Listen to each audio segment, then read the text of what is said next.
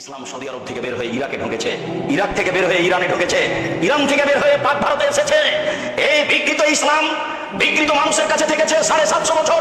তারা চলে গেলে এই বিকৃত ইসলাম থেকেছে 190 বছর ইংরেজদের কাছে। তার উপরে এই ভূখণ্ডের উপরে থেকেছে দীর্ঘদিন।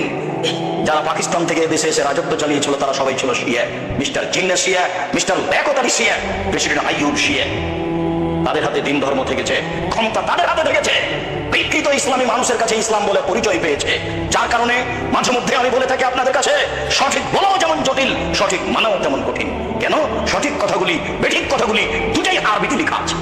আরবি বুঝে জাতির সামনে বলাও জটিল, কেননা যখন আপনি সঠিক বুঝেছেন তখন জাতি তো ধর্ম মনে করছে আরেকটা।